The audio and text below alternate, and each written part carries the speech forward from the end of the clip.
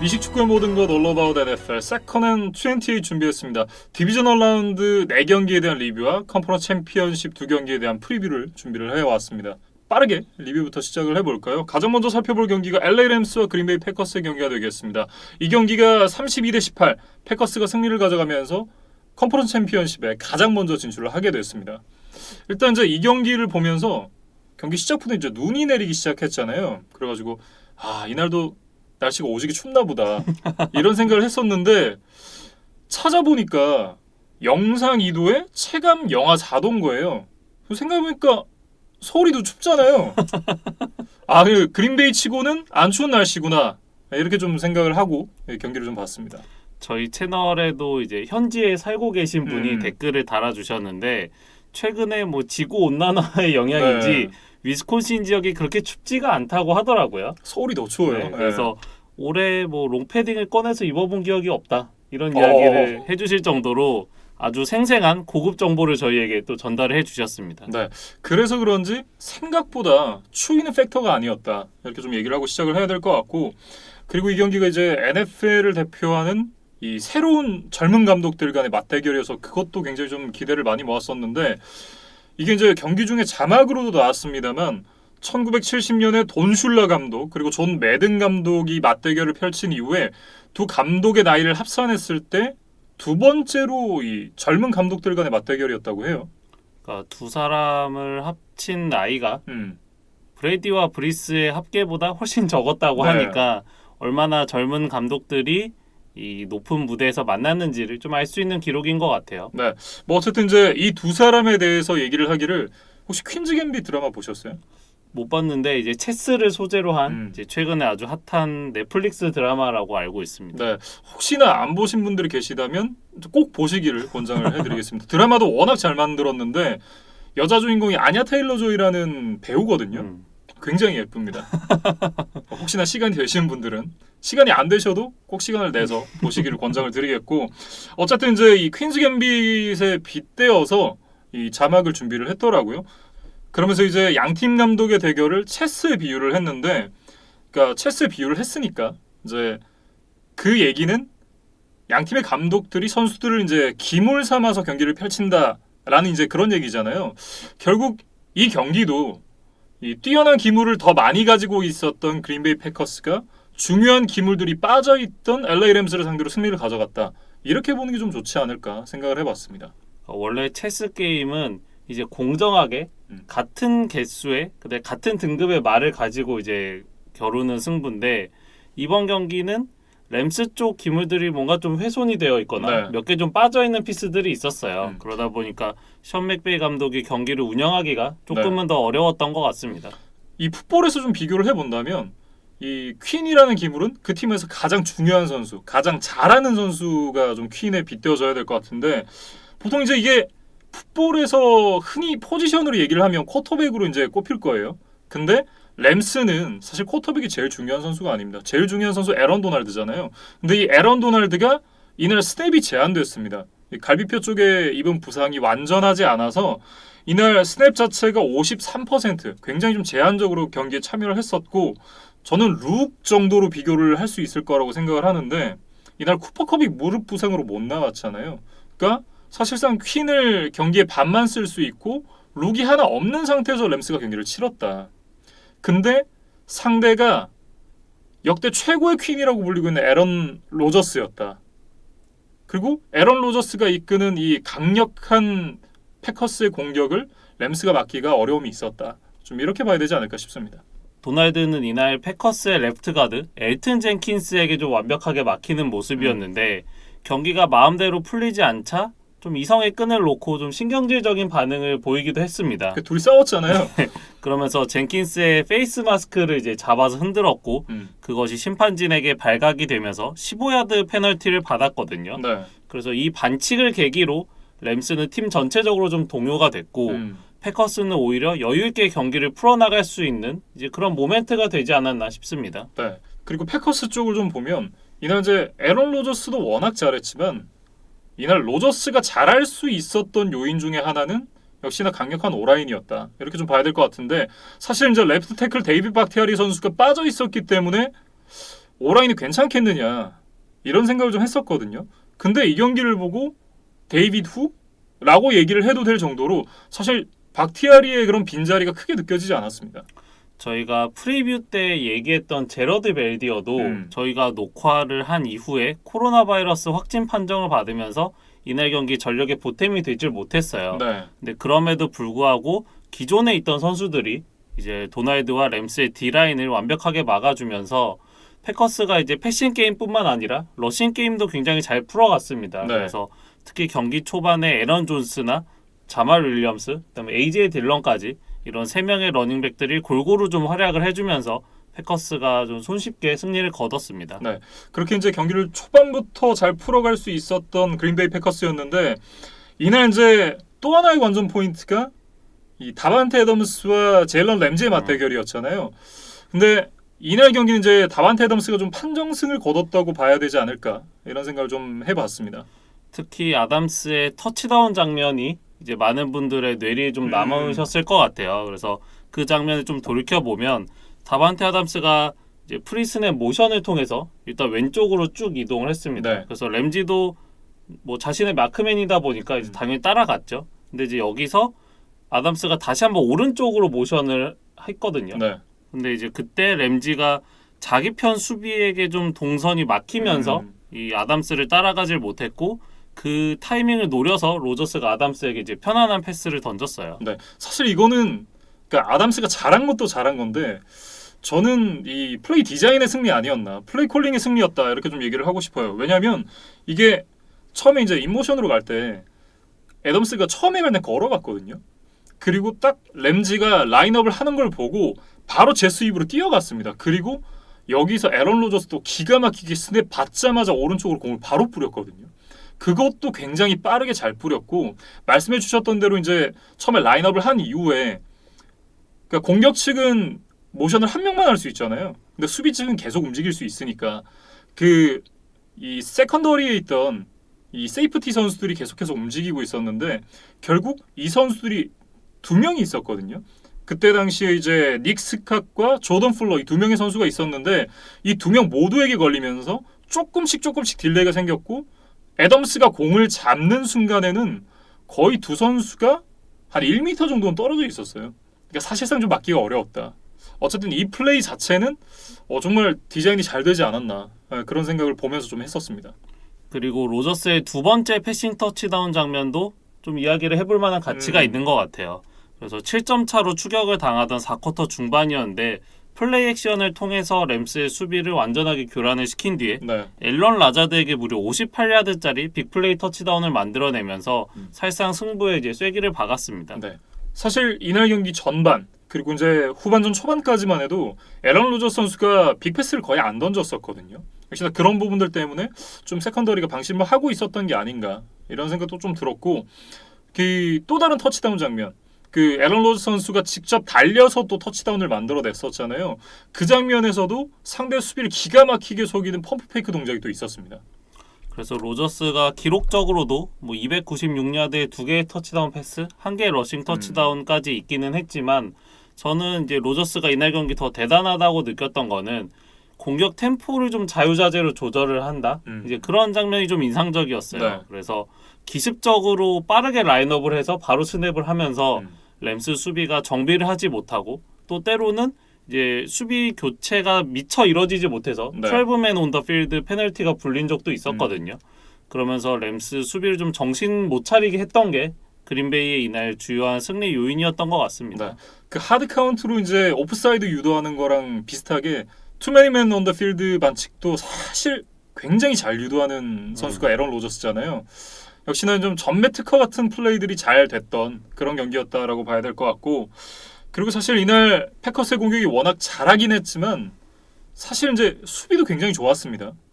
사실 지난 시즌만 해도 그 스미스 형제가 이제 그린베이 패커스의 대표 얼굴로 떠오르면서 저희가 그 두 선수에 대한 조명만 좀 많이 했었던 것 같아요. 네. 그런데 이번 시즌 패커스의 수비를 보면 뭐 자이리 알렉산더나 뭐 이런 이제 세컨더리 선수들도 많이 성장을 했고 또 케니 클락이나 뭐 라시안 게리 이런 좀 유망주 선수들도 이런 큰 경기에서 좀 좋은 활약을 해줬던 게 이날 승리의 요인이었던 것 같아요. 네, 특히 라샨 게리 선수는 이날 이제 케니 클락 선수와 함께 둘이 합쳐서만 색을 3개를 만들어냈거든요.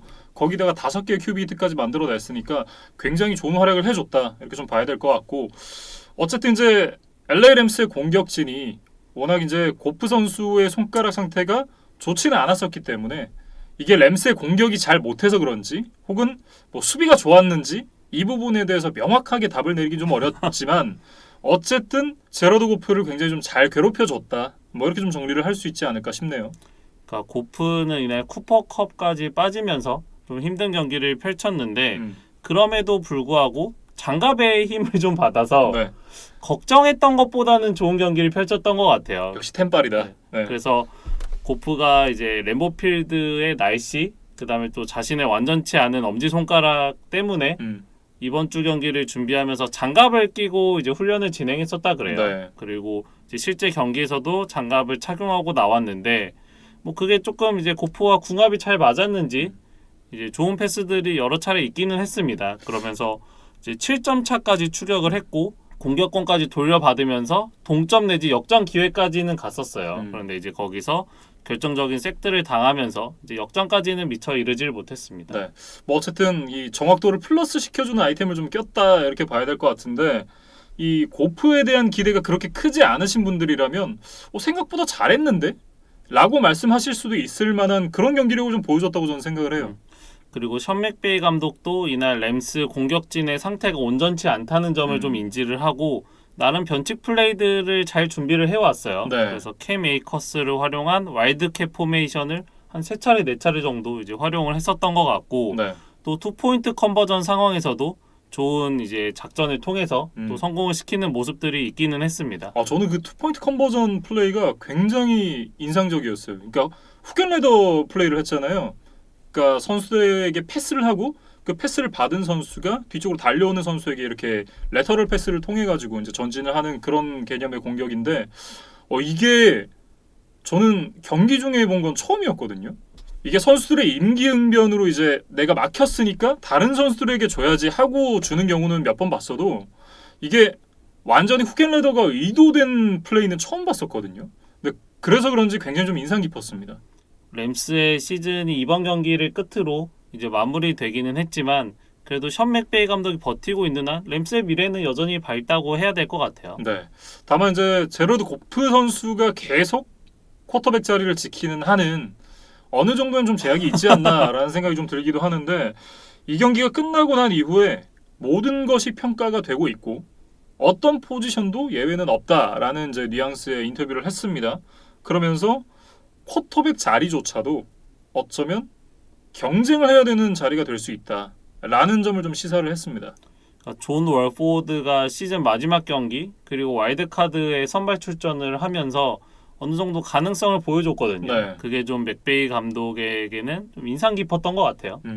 어쨌든 이제 1억 3,400만 달러의 계약을 안겨준 제러드 고프 선수인데 확실한 건 돈값은 못하고 있다, 이렇게 좀 봐야 될 것 같고, 그렇기 때문에 이렇게 많은 금액을 받기는 하지만 내년의 경쟁을 좀 피하기는 어려울 것 같다, 이렇게 볼 수 있을 것 같습니다. 그리고 이제 램스의 디펜시브 코디네이터 브랜든 스테일리시가 이 경기가 끝나고 난 이후에 이제 차저스의 감독이 됐다고 발표가 났습니다. 이번 시즌 램스의 넘버원 디펜스를 만들어냈던 장본인이었죠. 예. 이제 그러다 보니까 여러 팀들의 좀 타겟이 됐고 결국 한 지붕 두 가족인 차저스의 헤드코치로 이제 자리를 옮기게 됐는데 좀 재밌는 포인트들이 많이 생길 것 같아요. 네. 제가 한 2가지 정도를 적어왔는데 일단 AFC 웨스트의 지배자인 칩스와 마홈스의 막강한 공격을 이제 막아낼 수 있을 것이냐, 그게 한 가지 포인트가 될 것 같고, 이 브랜든 스테일리가 성장하는 과정에서 가장 영향을 많이 준 사람이 빅펜지오 덴버 브론코스 감독이거든요. 예. 그러니까 시카고 베어스와 덴버 시절에 이제 코치로 함께 하면서 빅펜지오에게 좀 배웠다고 할 수 있겠죠. 그런데 또 차저스와 덴버가 지구 라이벌이다 보니까 1년에 2번씩 만날 예정입니다. 네. 그래서 스테일리가 스승 빅펜지오와의 맞대결에서는 또 어떤 모습을 보여줄까? 뭐 그런 이제 흥미로운 스토리 라인들이 생길 것 같아요. 네. 어쨌든 이 램스랑 패커스의 경기에 대해서는 여기까지 좀 정리를 해보도록 하겠습니다. 패커스가 승리를 가져가면서 가장 먼저 컨퍼런스 챔피언십에 진출을 하게 됐고요. 다음은 볼티모어 레이븐스와 버팔로 빌스의 경기로 이어가 보죠. 이 경기는 이제 17대 3으로 빌스가 승리를 가져갔는데 이날 바람이 굉장히 심하게 불었습니다. 경기장 전경을 보여주는데 깃발이 날리다 못해 거의 이제 뽑혀 나갈 것 같은 그런 느낌을 주는 장면들도 여러 번 있었고 양 팀의 감독이 전반전이 끝나고 나면 이 현지 리포터랑 이제 인터뷰를 하잖아요. 그때 이 션 맥더머 감독은 바람 때문에 패싱 게임이 힘들다라는 얘기를 했었고 존 하바 감독은 이게 스냅에도 영향을 미쳤다. 이런 얘기를 했습니다. 사실 이제 스냅은 센터가 잘못했다고 봐야겠죠. 뭐 어쨌든 바람이 이 경기에 큰 영향을 끼친 것만은 분명하다. 이렇게 좀 전제를 깔고 시작을 해야 될 것 같습니다. 그리고 두 감독이 지적하지 않았던 한 가지 포인트가 더 있어요. 저스틴 터커의 킥에도 이 바람이 아주 중요한 영향을 미쳤습니다. 그래서 전반에 양 팀이 각각 3득점밖에 하질 못했는데 사실 조금 더 기회가 있었던 건 레이븐스였거든요. 네. 그런데 저스틴 터커가 전반에만 2번의 필드골을 모두 골대를 맞히는 보기 힘든 장면을 만들어내면서 이제 레이븐스가 달아나지를 못했었습니다. 사실 이게 뭐 코디 파키나 이런 선수면 그럴 수도 있지 이렇게 되는데 이게 저스틴 터커잖아요. 그것도 41야드, 46야드였거든요. 그러니까 이건 웬만하면 저스틴 터커가 안 놓치는 거리의 필드골인데 이걸 연달아 2개나 놓쳤다? 그것도 양쪽 골대를 맞추면서 이거는 거의 로또 당첨보다도 더 힘든 거 아닌가. 저는 그런 생각을 좀 해봤는데 어쨌든 이 바람이 이날 경기의 주요한 팩터라고 말씀을 드렸잖아요. 근데 그렇게 생각을 해보면 사실 이제 빌스가 러싱이 없는 팀이고 레이븐스는 강력한 러싱을 바탕으로 하는 팀이기 때문에 레이븐스가 이날 사실 경기를 치르기엔 더 유리한 조건이 아니었겠느냐 이렇게 생각을 할 수 있습니다. 사실 경기를 뜯어보면 그게 맞아요. 그러니까 퍼스트 다운 개수도 레이븐스가 훨씬 많았고 토탈 야드로 따져봐도 이날 레이븐스가 134야드를 더 나아갔습니다. 그럼에도 레이븐스가 경기를 졌는데 그건 레드존에서의 공격이 제대로 되지 않았다. 이렇게 좀 봐야 될 것 같아요. 왜냐하면 3번의 레드존 트립이 있는데 한 번도 터치다운을 못 만들었거든요. 거기다가 말씀해 주셨던 대로 저스틴 터커 선수가 필드골을 실축을 하면서 이걸 하나도 득점으로 만들어내지 못했습니다. 역시나 그런 부분이 경기 초반에 이 레이븐스에게 좀 악재로 작용하지 않았나 그런 생각을 좀 해봤어요. 그리고 전반에 바람 때문에 양 팀이 의도했던 어떤 경기 전략이 잘 통하지 않았다 이런 이야기들을 했었는데 하프타임 어드저스트먼트를 통해서 빌스가 조금 더 빠르게 이제 자신들의 문제점을 고쳐낸 것이 이날 경기 주요한 요인이 아니었나 싶어요. 그래서 후반전 첫 드라이브에서 빌스는 러닝백 데빈 싱글터리에 대한 활용도를 높였거든요. 그러면서 먼저 터치다운을 만들어낸 데 성공을 했고 반면에 레이븐스는 라마 잭슨이 상대 진영 9야드 지점까지는 전진하는 데 성공을 했지만 결정적인 픽식스를 던지면서 이제 양 팀의 격차가 많이 벌어지고 말았습니다. 네, 일단 이 빌스가 앞서 나가기 시작했던 터치다운 장면도 레이븐스의 수비가 좀 문제가 있었다라고 얘기를 해야 될 것 같은 게 이 장면이 이제 이 스테펀 딕스 선수의 터치다운 장면이었거든요. 그러니까 엔드라인 넘어서 패스를 잡은 게 아니라 엔드라인 앞에서 짧은 패스를 받고 그 다음에 이제 라인을 넘어가서 터치다운을 만들어냈었는데 왼쪽에 번치 포메이션으로 이제 3명의 와이드 리시버가 같이 라인업을 하고 있었고 근데 거기 앞에는 2명의 세컨더리밖에 없었거든요. 그러니까 사실상 3대2였다. 아웃 넘버였다. 그래서 레이븐스의 수비가 이거를 막기가 쉽지 않았다. 이렇게 좀 봐야 되지 않을까 싶습니다. 그러니까 기본적으로 레이븐스 수비진의 집중력 아니면 이제 커뮤니케이션에 좀 문제가 있었다고 봐야 될 것 같아요. 네. 기본적으로 수비는 공격과 같은 숫자거나 한 명 정도 더 많아야 하는 것이 정상이거든요. 예. 그런데 지금 빌스가 3명의 리시버, 그것도 스테판 딕스를 포함한 3명의 리시버를 배치한 지역에 수비가 2명밖에 없었다. 이거는 좀 분명히 문제점이었다고 지적을 해야 될 것 같아요. 그러니까 이날 전반적으로 레이븐스 선수들이 어딘가 좀 집중력이 떨어지는 좀 나쁘게 말하면 좀 나사가 빠진 듯한 그런 모습을 여러 차례 보여줬었는데 일단 이날 센터에 스텝 실수가 여러 번 나왔죠. 거기다가 2쿼터에 3연속 반칙이 나왔습니다. 물론 이제 거기서 이제 극적으로 또 드라이브를 연장을 하긴 했지만 어쨌든 3연속 페널티가 나온다.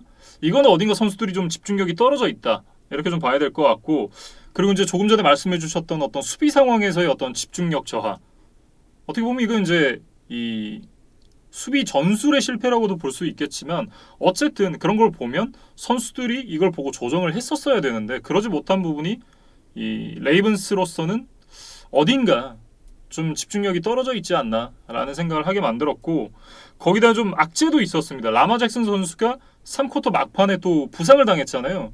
근데 그때도 스냅이 높게 와서 이 허겁지겁 이제 공을 찾으러 가다가 일단 공을 잡는 데는 성공을 했습니다. 그리고 던질 데가 없어서 사이드라인 바깥쪽으로 공을 던지고 태클을 맞으면서 넘어졌어요. 근데 이거는 어쨌든 이제 리시버가 없는 곳으로 던졌기 때문에 인텐셔널 그라운딩 파울이 선언이 됐고 그리고 라마 잭슨 선수가 부상을 당하면서 결국 타일러 헌틀리 선수로 교체가 됐습니다. 사실 이제 타일러 헌틀리 선수가 뭐 주전 쿼터백도 아니고 이날 경기가 끌려가고 있던 상황이었잖아요. 이제 15분만이 남아 있었는데 사실상 이 라마 잭슨 선수가 부상을 당하는 순간 레이븐스가 역전을 하기는 좀 어렵지 않았나 이런 생각이 좀 들었습니다. 그러니까 오펜시브 라인의 역할이 쿼터백을 지켜주는 거잖아요. 그런데 이 센터의 배드 스냅 문제가 경기 내내 좀 문제가 됐었어요. 예. 그러다 결국 이 3쿼터 막판에 그 뇌관이 터지고 말았다는 생각인데 어떻게 보면 센터의 이 나쁜 스냅이 라마 잭슨을 부상의 위험으로 좀 빠뜨렸다. 좀 그렇게 비유를 하면 어떨까 싶습니다. 네. 그리고 레이븐스에게는 또 불운했던 것이 백업 쿼터백 RG3 그리고 서드 스트링 쿼터백 트레이스 맥솔리까지 모두 부상으로 이넥티브에 올랐었거든요. 그러다 보니까 네 번째 쿼터백 타일러 헌틀리가 팀의 마지막 경기가 될 수도 있는 4쿼터를 뛰어야 했다. 네. 이게 레이븐스에게는 좀 암울했던 상황이었던 것 같아요. 뭐 여러모로 진짜 레이븐스가 좀 승리를 거두기는 어려웠다라고 좀 봐야 될 것 같고 이날 이제 버팔로 빌스의 수비를 좀 칭찬을 해야 될 것 같습니다. 사실 빌스의 공격이 이렇다 할 좋은 모습을 거의 경기 내내 보여주지 못했거든요. 특히나 이제 스테펀 딕스 선수를 제외하고 나면 이날 누구 하나 되게 잘했다라고 얘기를 하기는 좀 어려운 상황인데 수비가 상대 팀을 석점으로 막으면서 굉장히 좋은 모습을 보여줬다. 이렇게 정리를 해야 될 것 같은데 그 부분에는 이 맥더목 감독과 함께 디펜시브 코디네이터 레슬리 프레이저의 역할이 굉장히 컸다라고 봐야 될 것 같아요. 이 지난주만 해도 라마 잭슨 선수가 136야드를 뛰었거든요. 그리고 올 시즌 내내 봐도 이날 이제 라마 잭슨 선수가 34야드를 기록을 했습니다. 네, 라마 잭슨 선수가 시즌 초반에 다리 쪽에 부상을 입으면서 한 경기 러싱을 억제했던 경기가 있었잖아요. 그 경기가 이제 5주차 신시내티전이었는데 그 경기를 제외하고는 이 경기가 최저 러싱 야드였습니다. 그러니까 라마 잭슨뿐 아니라 J.K. 도빈스나 거스 에드워즈의 러싱도 억제를 잘 했어요. 그러면서 레이븐스가 뭐 폭발적일 때는 거의 400야드 넘게 러싱도 이제 할 수 있는 그런 잠재력을 가진 팀인데 이날 팀 전체적으로 150야드밖에 달리지를 못했습니다. 네. 그러다 보니까 레이븐스가 점수를 만들어내는 데는 좀 어려움이 있었던 것 같아요. 그리고 이제 디펜시브 엔드 제리 휴즈 얘기도 좀 해야 될 것 같은데요. 이날 이제 2개의 색을 기록을 하면서 라마 잭슨 선수를 상당히 많이 괴롭혔습니다. 거기다가 타이런 존슨 앞서도 말씀드렸지만 이제 이날 경기에 어떻게 보면 쐐기를 막는 그런 인터셉션 리턴 터치다운을 만들어내면서 17대 3까지 스코어를 벌렸고 결국은 이 인터셉션이 또 레드존에서 나왔잖아요. 상대 추격 의지를 꺾는 터치다운이 되지 않았나 그런 생각이 듭니다. 이게 무려 101야드짜리 픽식스예요. 네. 플레이오프 역사상 가장 긴 이제 픽식스였다고 하는데 빌스의 구단 역사에 좀 길이 남을 명장면이 되지 않을까 싶습니다. 네. 어쨌든 이제 이날 가장 큰 수확이라고 한다면 사실 빌스는 공격이 강하고 수비는 평범한 팀이다라는 인식이 좀 강했었는데 공격이 약간 지지부진한 모습을 보여준다고 해도 수비의 힘으로도 경기를 끌고 갈 수 있는 팀이다라는 걸 보여줬다는 게 그리고 그걸 자기 자신들이 확인했다는 게 가장 큰 수확이 아닌가라는 생각을 좀 해봤습니다. 그래서 버팔로는 이날 승리를 통해서 무려 26년 만에 AFC 챔피언십 게임에 복귀를 했어요. 예. 그리고 이제 마지막으로 한 가지를 더 칭찬을 하고 좀 리뷰를 끝내보고 싶은데 빌스 마피아들을 좀 칭찬을 해주고 싶습니다. 이날 약 7,000명의 빌스 마피아들이 이제 경기장을 찾았는데 네. 레이븐스 선수들이 경기 끝나고 이런 인터뷰를 했어요. 빌스의 팬들이 내는 소음 때문에 커뮤니케이션을 하기가 힘들었다. 그러니까 추운 날씨에도 뭐 상의를 탈의하고 응원을 하는 팬들의 네. 모습도 있었고 또 이제 수적으로 적다 보니까 빈 의자를 두드리면서 소음을 내는 이제 그런 장면들도 볼 수가 있었어요. 그래서 일당 100이라는 말이 이럴 때 좀 쓰는 게 아닌가 네. 예, 그런 생각을 좀 해봤습니다. 사실 이제 정규 시즌 마무리할 때 저희가 홈에서의 승리가 1승이 더 적었다라는 말씀을 드린 게 기억이 나는데 팬이 홈 경기장에 와 있다는 게 물론 이제 선수들의 어떤 사기에도 큰 영향을 끼치겠지만 실제로도 상대 팀이 얼마나 큰 방해를 할 수 있는가 그런 면에서 역시나 이제 스포츠는 팬이 중요하다라는 거 확실히 좀 보여준 사례였다 이렇게 정리를 네. 하면서 마무리를 지으면 될 것 같습니다. 네, 이렇게 이제 버팔로 빌스와 볼티모어 레이븐스의 경기에 대해서 살펴봤고요. 다음은 클리블랜드 브라운스와 캔자스시티 칩스의 경기로 넘어가 보도록 하겠습니다. 22대 17 칩스가 승리를 하면서 컨퍼런스 챔피언십 대진을 확정을 지을 수가 있었는데 이는 이제 칩스가 승리를 가져갔습니다. 근데 경기를 보는 내내 야씨 브라운스가 이길 수도 있겠는데 이거 역전할 수도 있겠는데 라는 생각을 하면서 경기를 굉장히 좀 재밌게 볼 수 있게 만들었던 그런 경기가 아니었나. 이번 디비저널 라운드 4경기 중에 가장 재밌었던 경기인 것 같아요. 그러니까 이게 어마어마했습니다. 진짜로 저는 사실 이제 이 쿼터 마지막 쪽에 판정 문제가 있었잖아요. 이 판정 문제가 아니었다고 한다면 브라운스가 이날 이겼을지도 모르겠다 라는 생각을 했습니다. 사실 이제 굉장히 결과론적인 얘기긴 한데 어쨌든 그 상황을 좀 보면 소렌 선수가 이제 태클을 하면서 히긴스 선수에게 펌블을 유도를 해냅니다. 그러면서 이 공이 엔드존 쪽으로 들어갔어요. 그러니까 룰대로라면 터치백이잖아요. 근데 이 플레이 과정에서 소렌슨 선수가 이제 거의 머리로 태클이 들어왔고 결국 이게 뭐 머리를 노리고 들어가진 않았겠지만 결국은 헤드 투 헤드 태클이 됐거든요. 그러면서 반칙이 선언이 됐어야 되는 상황인데 반칙이 선언이 되지 않았습니다. 반칙이 선언됐더라면 터치백이 아니라 다시 공격권이 클리블랜드 브라운스에게 넘어갔을 거고 거기다 이제 페널티 때문에 전진을 하잖아요. 그랬기 때문에 브라운스가 터치다운을 만들어냈을 가능성이 상당히 좀 높지 않았나 그런 생각을 해봤습니다.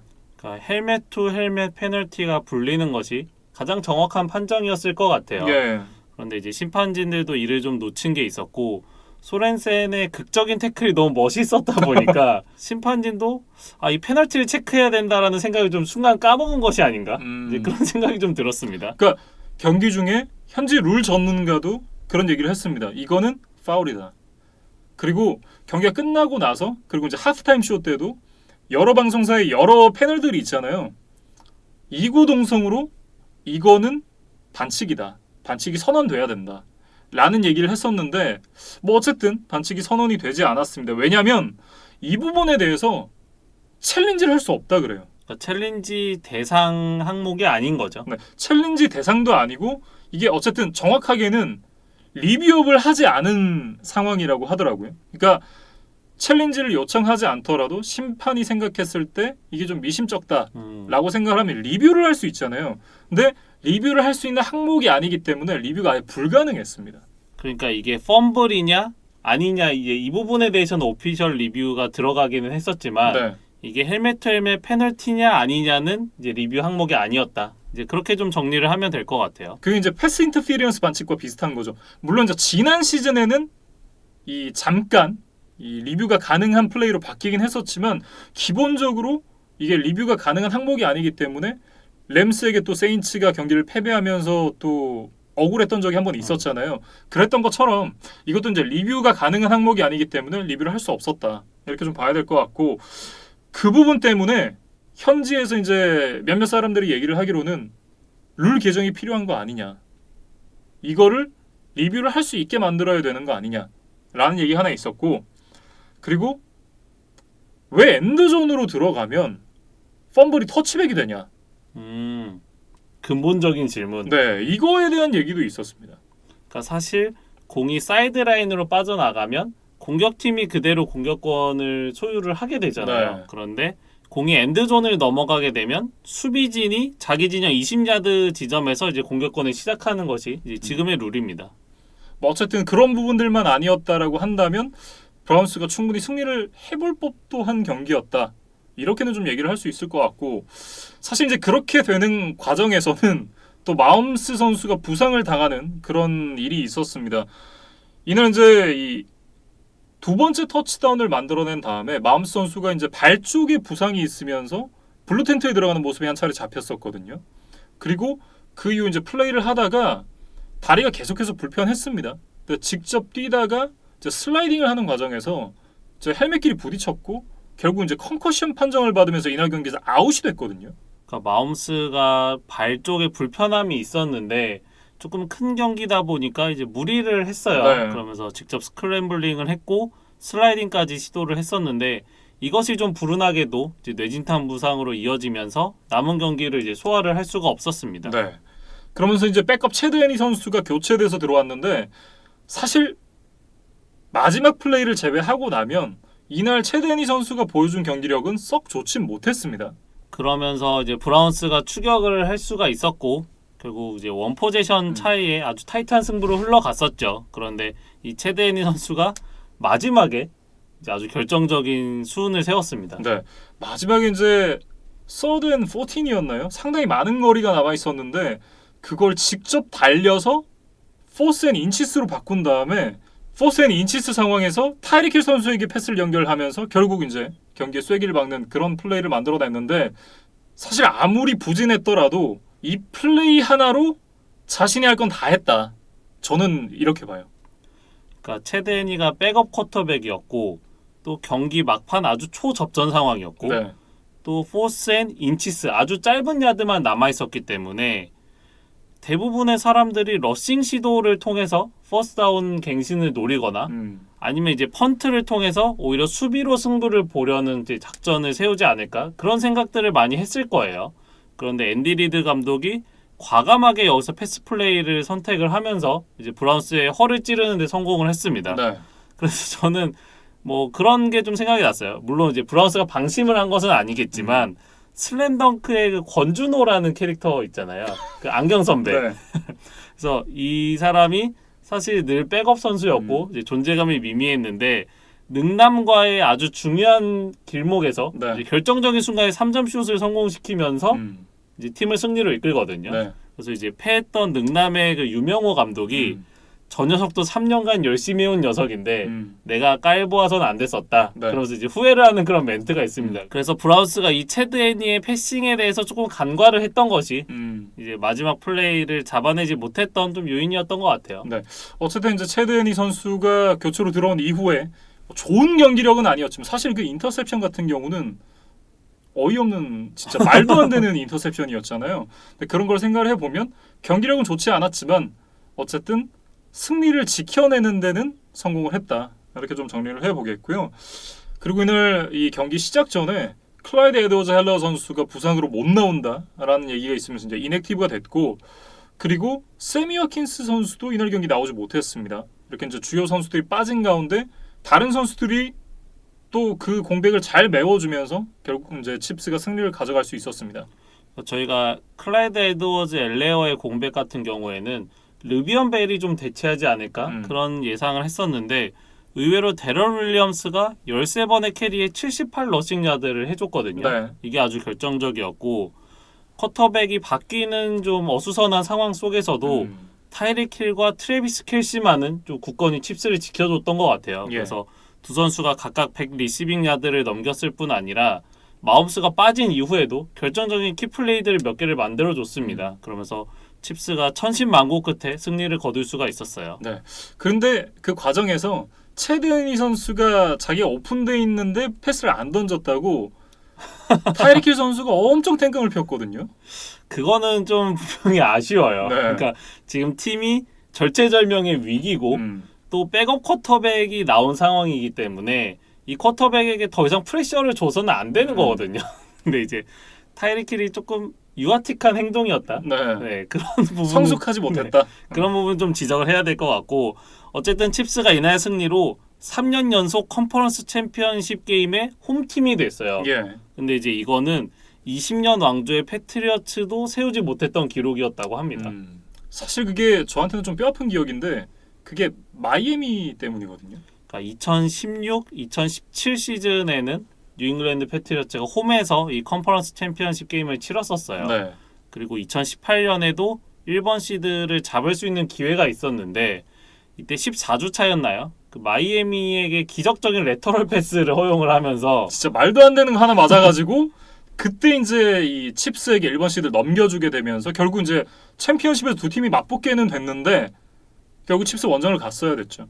물론 거기서 브레디가 연장 끝에 승리를 거뒀고 램스에게까지 승리를 하면서 6번째 반지를 채우기는 했지만 이 3년 연속 컨퍼런스 게임을 이제 홈에서 치르는 이제 그 기회는 놓쳤던 뉴잉글랜드였습니다. 네. 반지가 하나밖에 없긴 하지만 이게 3년 연속 챔피언십 게임을 홈에서 치른다?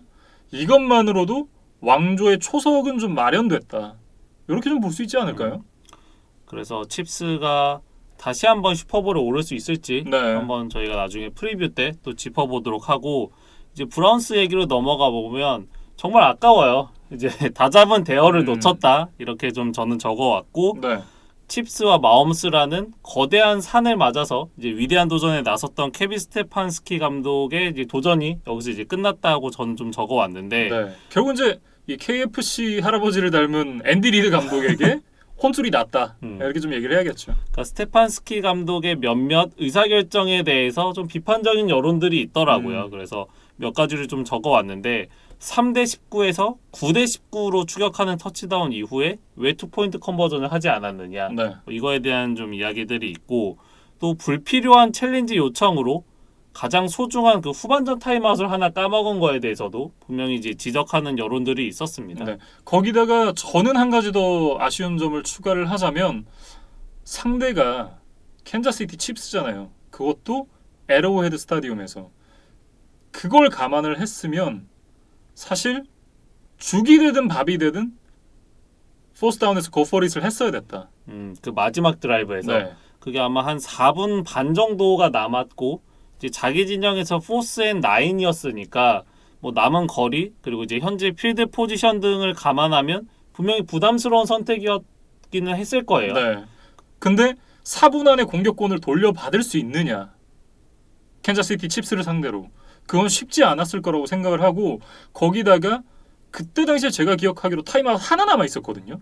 그랬음을 감안을 하면 시간을 멈출 수 있는 도구가 없단 말이에요. 하나밖에 없잖아요. 투미닛 워닝이랑 타임아웃 하나밖에 없는데 그러면 상대를 막는다 치더라도 우리가 공격할 충분한 시간이 있겠느냐. 그것까지 좀 감안을 했어야 되지 않나 싶어요.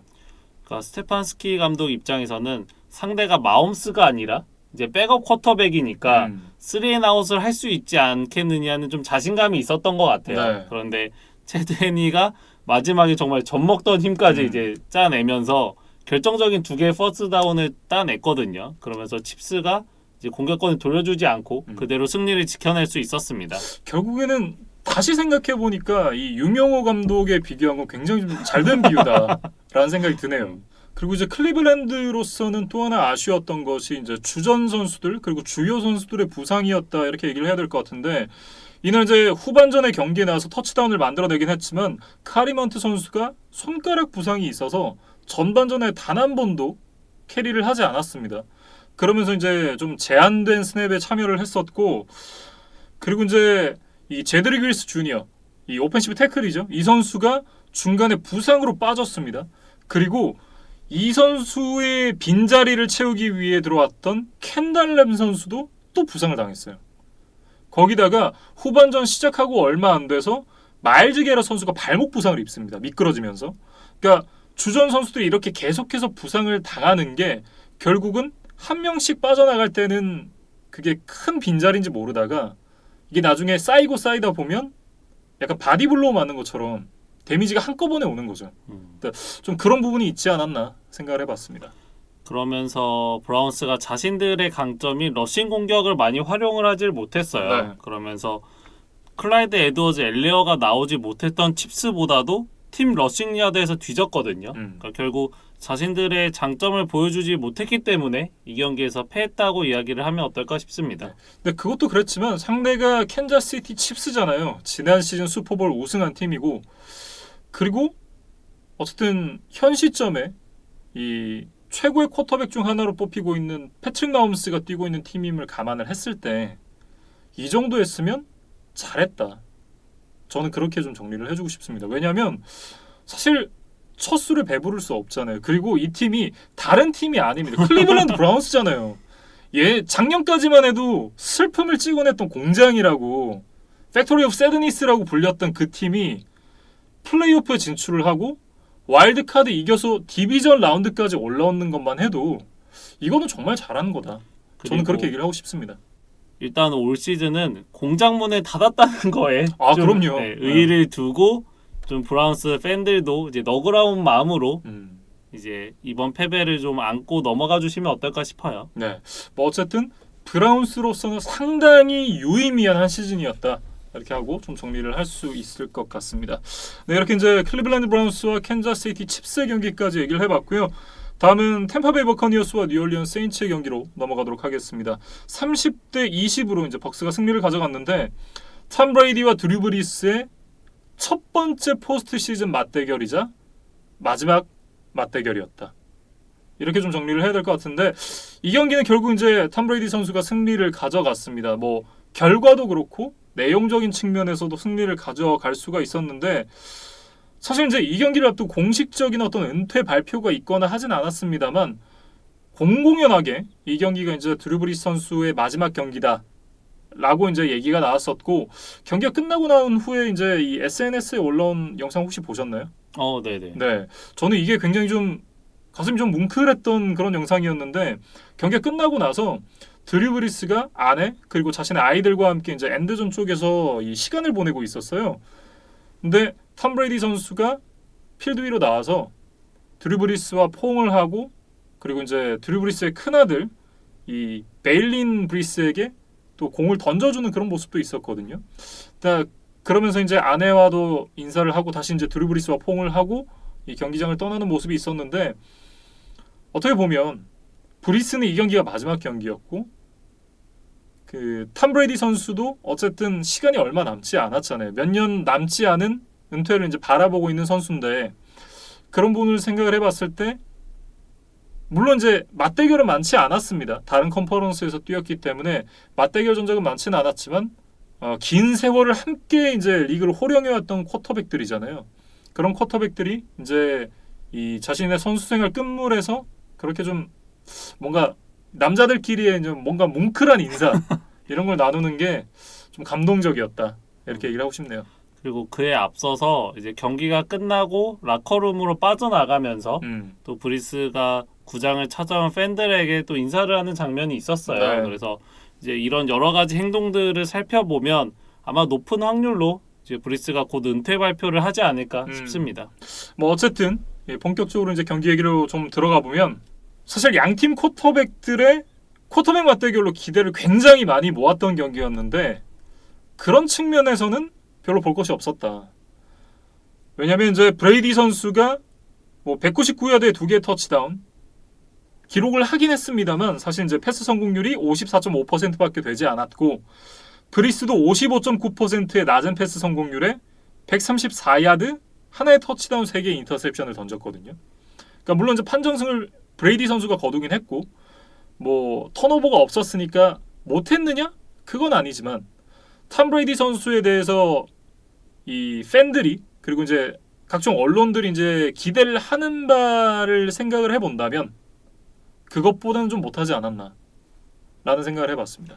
그리고 브리스는 분명히 명예전당 첫 턴에 들어가는 것이 확실시되는 이제 레전드 쿼터백인 것은 분명한 사실입니다. 네. 근데 이제 냉정하게 이날 경기력만 놓고 이제 평가를 해보면 세인츠의 탈락에 가장 큰 지분을 갖고 있는 건 역시 브리스였어요. 그래서 말씀해주셨던 대로 3개의 인터셉션을 던지면서 뭐 역전패를 허용했을 뿐 아니라 경기 내내 뭐 패스가 정확하지 않았고 어떤 의도로 저 방향과 저 높이로 공을 던졌는지 이해할 수 없는 패스들이 좀 많았거든요. 네. 그래서 뭐 브리스에겐 조금 미안하지만 이날 경기 활약은 분명히 좀 아쉬운 점이 있었습니다. 네. 그리고 이제 이 엘빈 카메라 선수와 함께 트레ኳ 스미스 선수가 좋은 활약을 보여주긴 했습니다. 근데 이날 이제 인터셉션 3개였고 제라드 콩 선수의 펌블까지 나오면서 턴오버가 4개였거든요. 이 4개의 턴오버를 극복하기는 어려웠다라고 얘기를 해야 될 것 같고 사실 이제 뭐 브리스도 브리스고 이날 이제 마이클 토마스 선수가 4개의 패스를 하나도 잡지 못했거든요. 그러면서 이제 인터넷에 이 마이클 토마스 선수 SNS 아이디가 can't guard 마이크입니다. 그러니까 마이크를 막을 수 없어라는 이제 그런 아이디를 쓰고 있는데, 근데 굳이 안 막아도 되지 않냐? 라는 얘기들이 이제 인터넷에 올라올 만큼 이날 활약 자체는 굉장히 좀 미미했다라고 얘기를 해야 될 것 같고, 그런 부분들이 이제 경기 내적으로는 뭐 여러 가지가 아쉽습니다만, 세인츠 입장에서 가장 아쉬운 건 이 스쿼드를 가지고 단 한 번도 우승을 못했다. 이거를 좀 얘기를 해야 될 것 같은데, 사실 이제 이 세인츠 같은 경우는 셀러리 캡이 지금 터져나가고 있는 상황인데, 올 시즌에 달리기 위해서 내년에 세인츠에게 힘을 빌리고 후내년에 세인츠에게 또 힘을 빌려서 지금까지 온 거거든요. 그러니까 더 이상은 내년 후내년에 세인츠에게 힘을 빌릴 수 없는 상황까지 왔어요. 그렇기 때문에 내년에 팀이 공중분해가 되는 건 어떻게 보면 기정사실인데, 그러면 공중분해가 되기 전에 지금 이렇게 탤런트가 넘치는 선수들이 모여 있을 때 한 번은 우승을 했었어야 되지 않았나 하는 아쉬움이 좀 남지 않을까요? 마이클 토마스는 can't catch 마이크로 좀 아이디를 바꿔야 되지 않을까? 뭐 그거를 좀 얘기를 들으면서 이제 저도 좀 생각을 해봤고, 이제 말씀해주신 대로 이제 골든 제너레이션이 결국 우승을 하질 못하고 끝났다. 이제 그렇게 정리를 하면 어떨까 싶어요. 그래서 저희가 축구에서도 뭐 포르투갈이나 뭐 이런 팀들이 아주 뭐 화려한 스쿼드를 가졌지만 결국 메이저 타이틀을 따내지 못했던 팀으로 기억이 됐잖아요. 그래서 이 브리스 후기의 세인츠도 좀 그런 팀으로 역사에 남게 되지 않을까, 뭐 그런 생각이 들고, 사실 이게 좀 그런 거거든요. 결국은 생각보다 빨리 잊혀져요. 우승을 하지 못한 팀은 잊혀지게 마련이라, 저도 벌써 골든 제너레이션 이렇게 생각을 하니까 이게 누가 있었지? 라는 생각이 들거든요. 근데 이게 이 2000년대 후반 그리고 이제 2010년대 초반까지 해가지고 스페인의 선수들이, 그때가 이제 스페인의 골든 제너레이션이잖아요. 그때는 뭐 거의 다 똘똘을 패고 다녔죠. 근데 그때 선수들은 하나하나 다 기억이 나거든요. 근데 그런 걸 생각을 해보면 드류 브리스를 제외하고 다른 선수들이 이때 세인츠가 강했는데 세인츠에 누구누구가 있었지 라고 크게 기억이 남을까? 그렇지 않을 것 같다라는 좀 슬픈 생각이 드네요. 그래서 이날 경기에 대해서 조금 더 얘기를 해보면 테이섬 힐의 결장이 저는 좀 아쉬웠다는 생각이에요. 그러니까 테이섬 힐이 다양한 포지션에서 팀의 공격에 활력을 불어넣는 역할뿐만 아니라 또 레드존에서 효율성이 뛰어난 선수이기 때문에 그렇죠. 브리스에게 뜨문 또 휴식을 줄 수 있는 그런 역할까지 해줄 수 있는 게 바로 이 테이섬 힐이거든요. 근데 이날 부상 때문에 아예 출전을 하질 못했습니다. 그러다 보니까 브리스가 처음부터 끝까지 모든 걸 다 해결해야 되는 상황이었어요. 근데 이제 40대의 브리스는 좀 그것까지 다 해내기는 좀 무리가 있었다. 뭐 그런 생각이 좀 들었습니다. 물론 이제 중간에 제이미스 윈스턴 선수가 들어와서 그때 이제 와일드캣 포메이션에서 이제 공을 건네받은 다음에 터치다운 패스를 하나 연결하긴 했습니다. 그런데 저희가 생각하기에는 일단 다음 쿼터백이 테이섬 힐이 될 가능성이 높지 않을까라고 생각을 하잖아요. 근데 이 경기가 끝날 때쯤에 드류 브리스 선수가 제이미스 윈스턴에게 It's your team 이라고 얘기를 하는 입모양이 화면에 잡혔어요. 그러니까 이게 굉장히 좀 의미심장하지 않나라는 생각이 들어요. 왜냐하면 어쨌든 내년 주전 쿼터백이 분명하게 누구다라고 정해지지 않은 상황에서 전임 주전 쿼터백이 이제 네 팀이야 라고 얘기를 하는 건 그거 사실 좀 말이 안 되는 거잖아요. 그러니까 저희가 알지 못하는 어떤 그 내부적인 상황에 어떻게 보면 윈스턴이 주전 쿼터백이 될 가능성도 있지 않나라는 생각을 좀 하게 만듭니다. 그러니까 브리스가 어떤 내부 정보를 가지고 좀 스포일러를 한 게 아닌가? 뭐 저도 이제 그런 생각이 들고, 그래서 세인츠가 윈스턴과 지금 재계약을 추진 중이라는 뉴스가 있더라고요. 그래서 세인츠의 오프 시즌 과제 중에 분명히 선발 쿼터백을 좀 결정하는 것이 이제 가장 큰 좀 과제가 아닐까, 그런 생각이 듭니다. 과연 이제 윈스턴이 두 번째 기회를 잡아서 살릴 수 있을지, 자신의 기회로 만들 수 있을지도 한번 지켜봐야 될 것 같고, 이제 좀 벅스 얘기로 넘어가면 저는 이날 벅스의 수비진이 굉장히 잘했다라는 얘기를 하고 싶어요. 왜냐하면 런 디펜스가 1위인 건 사실 저도 알고 류재경 PD도 알고 뭐 풋볼 보시는 분들은 다 알고 계실 거예요. 근데 패스 디펜스를, 그것도 세인츠를 상대로 이 정도를 해줄 거라고는 전혀 생각 안 했습니다. 벅스가 세인츠와의 정규 시즌 2번의 맞대결에서 세컨더리 쪽에서 좀 많은 문제를 노출하면서 대패를 했었잖아요. 그러다 보니까 이번 경기를 앞두고도 걱정이 많았던 것이 사실인데 네. 팀 전체적으로 8번의 패스 굴절, 3개 인터셉션을 만들어내면서 세인츠의 패싱 게임을 완전히 차단을 했습니다. 네. 그래서 특히 코로나에서 돌아온 데빈 화이트 그리고 앙투안 윈필드 주니어의 활약이 좀 인상적이었어요. 특히는 이제 앙투안 윈필드 주니어 같은 경우는 20대 13으로 끌려가던 상황에서 제라드 쿡을 상대로 이제 펌블 유도를 했거든요. 그걸 데빈 화이트 선수가 또 공을 잡아서 이제 리턴을 만들어냈고, 그리고 데빈 화이트 선수가 23대 20 석점 차로 앞서 있는 상황에서 결정적인 인터셉션을 만들어냅니다. 이 인터셉션이 사실상 이제 경기의 분위기를 완전히 바꾸면서 승리의 9분 응선을 넘게 해주는 그런 효과가 있지 않았나, 그렇게 생각을 해봤습니다. 그러니까 벅스가 러싱 디펜스가 기본적으로 강력하고 또 수비 2선, 3선에도 코어가 되어줄 수 있는 이런 젊은 선수들이 있다는 것이 네. 내년 시즌 전망도 좀 밝게 하는 요소가 아닌가 싶어요. 네. 그리고 벅스의 공격 이야기를 해보면 그론코스키, 안토니오 브라운, 크리스 가딘, 마이크 에반스 이렇게 이제 벅스가 자랑하는 4명의 리시빙 크루가 합쳐서 61야드에 한 개의 터치다운밖에 기록을 하질 못했어요. 네. 그러니까 준수한 리시버 한 명의 기록이라고 해도 믿을 만한 성적인데 이게 4선수의 성적을 합친 것이라니 조금 이제 충격적인 그런 이제 실패였는데, 잭슨빌에서 좀 미운 오리 새끼가 되면서 좀 방출이 됐던 레너드 포넷이 100 스크리미지 야드를 넘겨준 것이 결정적이지 않았나 그런 생각이 좀 들었습니다. 네.